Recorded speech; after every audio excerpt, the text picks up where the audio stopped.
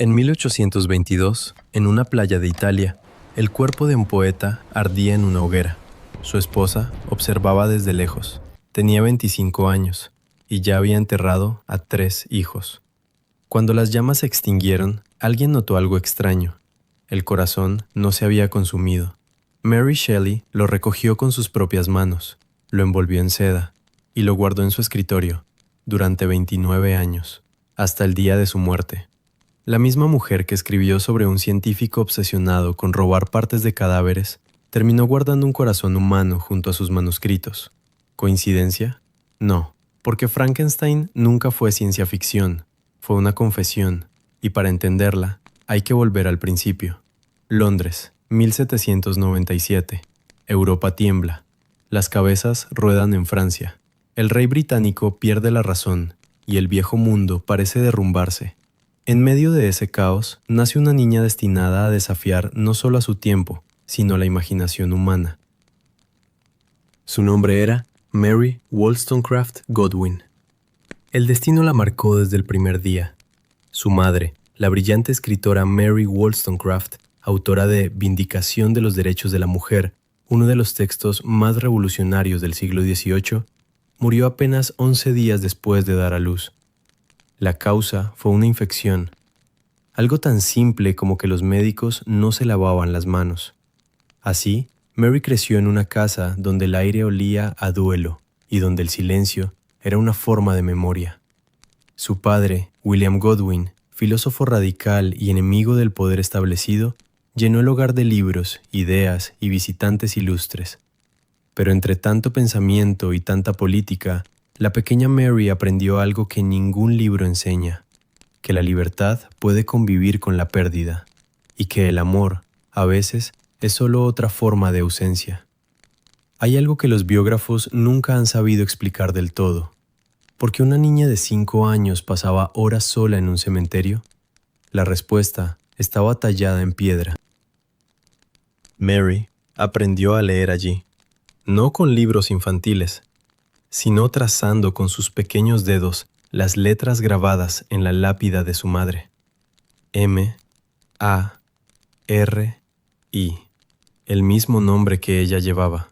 Allí, entre musgo y mármol frío, comenzó a entender algo que la acompañaría toda su vida, que la frontera entre la vida y la muerte puede ser tan delgada como una sombra. A los pocos años, su padre volvió a casarse. La nueva esposa tenía 2 hijos propios y un carácter muy distinto al de los intelectuales que frecuentaban la casa.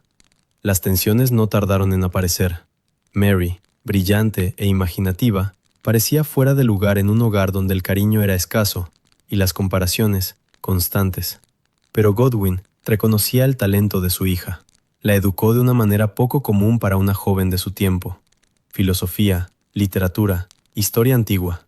La animó a leer a los grandes pensadores, y Mary devoraba los libros. En sus páginas encontraba consuelo. En su imaginación, el conocimiento podía vencer a la muerte.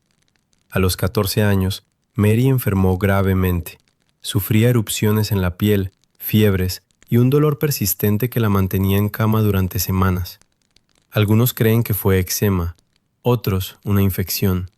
Lo cierto es que aquella enfermedad le dejó una sensación que nunca olvidó, que su propio cuerpo era una frontera inestable, una mezcla de fragilidad y resistencia. Y quizá, sin saberlo, en aquel malestar comenzó a gestarse una idea, la idea de un cuerpo hecho de retazos, una criatura reconstruida a partir de la pérdida. Cuando cumplió 15 años, su padre decidió enviarla lejos, a Escocia, a casa de un amigo que creía en la educación igualitaria. Allí, lejos del bullicio de Londres y de las tensiones familiares, Mary conoció algo parecido a la paz. Exploraba los campos, hablaba durante horas con las hijas de su anfitrión, y pasaba tardes enteras escribiendo en los acantilados, mirando el mar. Años más tarde, recordaría que aquel periodo en Dundee, al norte de Escocia, fue el momento en que nació su imaginación. Aún hoy, se conservan unas escaleras que los locales llaman los escalones de Frankenstein. Todavía faltaban años para que su monstruo cobrara vida, pero la semilla, el miedo, la soledad y el deseo de comprender la frontera entre la vida y la muerte ya había sido plantada. Cuando Mary volvió a Londres, ya no era la misma. Tenía 16 años, la mente llena de acantilados escoceses y libros prohibidos.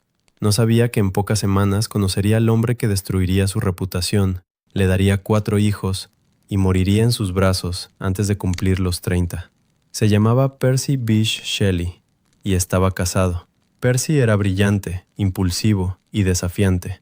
Lo habían expulsado de Oxford por publicar un panfleto titulado La necesidad del ateísmo. Soñaba con una sociedad sin jerarquías, sin matrimonios impuestos, sin religiones que controlaran la conciencia. En muchos sentidos, era el reflejo de las ideas que Mary había escuchado desde niña. Entre ellos nació una conexión inmediata. Compartían el mismo hambre de conocimiento, el mismo deseo de libertad. Paseaban por Londres hablando de filosofía y poesía, de los límites de la razón, del alma humana. Mary sintió que por primera vez alguien entendía el lenguaje de su mente, y en la sombra de la tumba de su madre, donde tantas veces había leído y llorado, los dos jóvenes sellaron un amor que el mundo consideraría escandaloso. Cuando su padre se enteró, la reacción fue fulminante. William Godwin, el defensor de la libertad y el pensamiento libre, prohibió a su hija volver a ver a Shelley, pero Mary no obedeció. El 28 de julio de 1814 decidió huir con él al continente. Tenía 17 años, sin dinero, sin permiso, sin futuro claro. Europa ardía bajo los ecos de las guerras napoleónicas, pero Mary solo veía paisajes desconocidos y la promesa de un amor absoluto. En su diario escribió: «Nos sentimos como personajes de una novela, una encarnación del romance». Sin embargo, la realidad pronto se impuso. Percy estaba endeudado hasta el cuello. Su padre había dejado de enviarle dinero. Los jóvenes viajaban a pie o en carretas, vendiendo lo poco que tenían. Llegaron a Suiza exhaustos y sin recursos. No les quedó más remedio que regresar a Inglaterra. De vuelta en Londres, la desilusión se mezcló con la pobreza, y entonces Mary quedó embarazada. Percy, acosado por sus acreedores, desaparecía durante días, y la joven madre dio a luz a una niña prematura, que murió apenas unos días después. Mary la envolvió en un pañuelo y la sostuvo entre sus brazos toda la noche, esperando que despertara. Después escribió en su diario algo que parece contener el germen de todo lo que vendría. Soñé que mi pequeña volvía a la vida, que solo estaba fría y que al acercarla al fuego respiraba otra vez. La idea de devolver la vida a lo que se ha perdido, de desafiar a la muerte con el poder del conocimiento, esa idea ya estaba dentro de ella.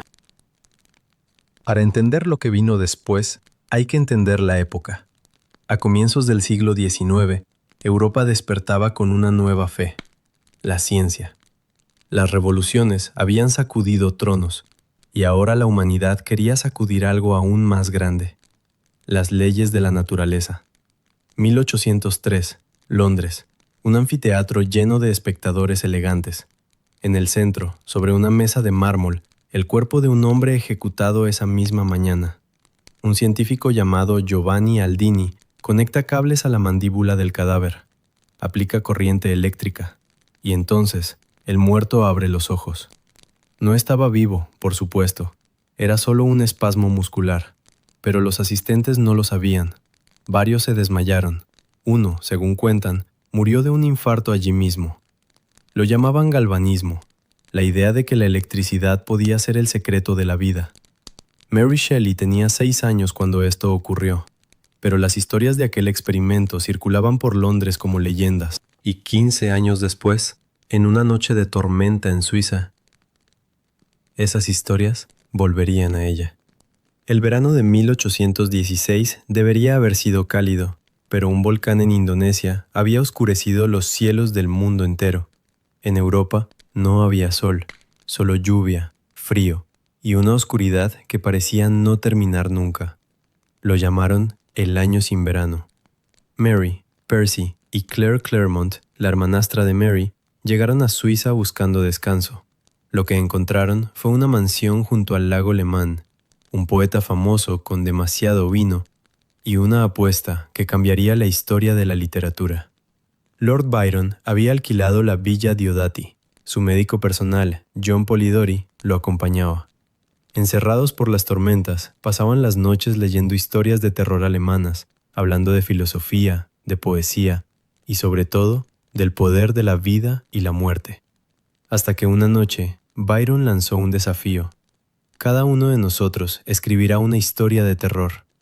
Lo dijo medio en broma. Ninguno sabía que una de esas historias seguiría aterrorizando al mundo 200 años después. Y no sería la de Byron. Durante días, Mary no pudo pensar en nada. Los demás escribían con entusiasmo. Ella tenía la mente en blanco. Pero una noche, después de una conversación sobre galvanismo, sobre la posibilidad de reanimar la carne muerta, algo cambió. Esa noche tuvo un sueño. Vio a un pálido estudiante arrodillado junto a la cosa que había creado. Vio a la criatura moverse, con una inquieta y media vitalidad. Despertó aterrorizada y supo que había encontrado su historia. Así nació Frankenstein, o el moderno Prometeo. No fue un sueño de horror cualquiera, fue una revelación, un espejo del miedo más profundo de la humanidad. Crear algo que no podamos amar ni controlar. Aquel verano terminó con un silencio que parecía presagio. Mary y Percy regresaron a Inglaterra, pero el regreso trajo consigo la oscuridad más profunda. Poco después, la media hermana de Mary, Fanny Imlay, envió una carta inquietante. Hablaba de tristeza, de soledad, de sentirse un peso para todos. Percy partió a buscarla, pero fue demasiado tarde. Fanny había decidido poner fin a su sufrimiento. Apenas 2 meses después, otro golpe. La esposa de Percy, Harriet, fue encontrada sin vida en un lago de Londres. La prensa convirtió todo en un juicio público. Mary y Percy fueron señalados como amantes inmorales, símbolos del caos. Se casaron pocas semanas después, intentando limpiar su reputación, pero las cicatrices de esas muertes no se borrarían jamás. Y el sentimiento de culpa se filtró en las páginas que Mary ya había comenzado a escribir. Frankenstein no era solo un relato de horror, era un espejo de su propia vida. La pérdida, la creación, el arrepentimiento y la soledad que deja el rechazo. En 1818, cuando Mary tenía solo 20 años, Frankenstein fue publicado de manera anónima. Las críticas fueron contradictorias. Algunos lo llamaron repugnante, otros lo elogiaron como una obra de genio, pero lo cierto es que impactó profundamente a su tiempo.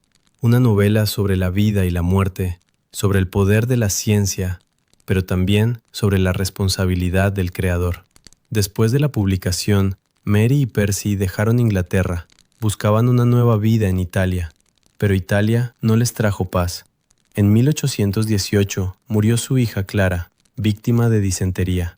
Tenía 1 año. Menos de 12 meses después, su hijo William, al que llamaban cariñosamente Will Mouse, murió de malaria en Roma. Tenía 3 años. En su diario, Mary escribió una sola línea. Mi William ha muerto hoy. ¿Por qué sigo yo viviendo? Tenía 21 años y ya había enterrado a 3 de sus 4 hijos. La tristeza se transformó en silencio. Apenas hablaba, apenas dormía, y sin embargo, seguía escribiendo. En 1819 nació su 4.º hijo, Percy Florence, el único que llegaría a la edad adulta. Durante un tiempo, el bebé devolvió a Mary un poco de esperanza. Parecía que la vida le concedía una tregua, pero la paz duró poco. En 1822, los Shelley se instalaron en una casa junto al mar, la Villa Magni, en la costa italiana. Era un lugar hermoso, pero también inquietante. Mary estaba embarazada, pero no se sentía bien allí. La casa se inundaba con las tormentas, el viento rugía por las noches, y el mar parecía tener su propio lenguaje de advertencia. Ese verano, el embarazo terminó en tragedia. Mary estuvo a punto de morir. Percy, por su parte, había comenzado a hablar con extraña fascinación sobre la fragilidad de la vida. Contaba a sus amigos que tenía visiones, que veía el rostro de Mary, pálido, llamándolo desde las olas. Le confesó a un amigo que ya no había simpatía entre él y el mundo. El 8 de julio de 1822, Percy Shelley zarpó en su pequeño velero junto a dos amigos. Una tormenta azotó el golfo. Nunca regresó. Días después, los cuerpos fueron hallados en la orilla. Identificaron a Percy solo por los libros que llevaba en los bolsillos. El funeral se llevó a cabo en la playa. Durante el rito, su amigo Edward Trelawney observó algo que el fuego no había podido destruir: el corazón. Trelawney lo rescató de las llamas y lo entregó a Mary. Ella lo envolvió en seda y, según cuentan, lo guardó en su escritorio hasta el día de su muerte. El mar se había llevado a Percy, a su amante, a su compañero de ideales y también al último vínculo con su juventud. Tenía 25 años, había sido hija de filósofos, madre de fantasmas y viuda de un poeta. En su diario escribió: «El mundo es para mí un desierto, pero seguiré viviendo, porque aún tengo historias que contar». Mary regresó a Inglaterra. Vivía modestamente con su pequeño hijo y una pensión mínima que su suegro aceptó darle, con una condición: que nunca publicara una biografía de Percy. Mary aceptó. Pero en secreto guardó cada carta, cada poema, cada recuerdo, esperando el día en que pudiera contar su historia. Siguió escribiendo. Publicó novelas como Valperga, El último hombre y Lodore, historias donde siempre volvía la misma pregunta: ¿cómo se sobrevive a la pérdida? El último hombre, publicada en 1826, fue especialmente personal. Narra un mundo devastado por una plaga, donde un único sobreviviente contempla el fin de la humanidad. Era el retrato de su propio desierto interior. La crítica la atacó con dureza, la llamaron oscura, melancólica, decadente, pero Mary no abandonó esa novela. La consideraba su obra más sincera. En los últimos años, su salud comenzó a deteriorarse. Sufría fuertes dolores de cabeza, pérdida de habla, una parálisis progresiva. Mary Shelley murió el 1 de febrero de 1851, a los 53 años, rodeada por su hijo y su nuera. En su escritorio encontraron una caja pequeña envuelta en seda. Dentro, el corazón de Percy Shelley, guardado con el mismo cuidado que sus manuscritos. Mary Shelley no solo inventó un monstruo, inventó una forma de ponerle rostro al dolor. Frankenstein no fue una historia sobre un experimento científico, fue una confesión. Detrás del científico que desafía los límites y de la criatura que solo quiere ser amada, estaba ella, tratando de entender su propia pérdida. Mary sabía lo que era crear vida, y también lo que era verla escapar de sus manos. Por eso su historia duele, porque en el fondo no habla de ciencia, sino de amor, culpa y soledad. Frankenstein fue su manera de seguir hablando con quienes ya no estaban, de llenar con palabras el vacío que dejaron.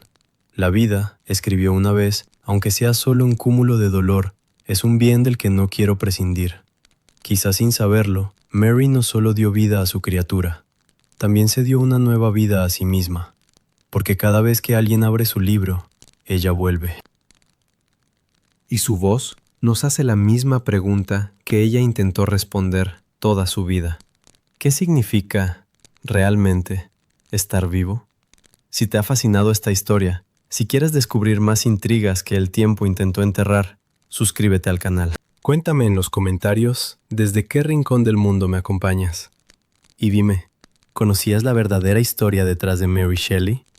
Porque aquí, cada historia que exploramos nos une más allá del tiempo y del lugar.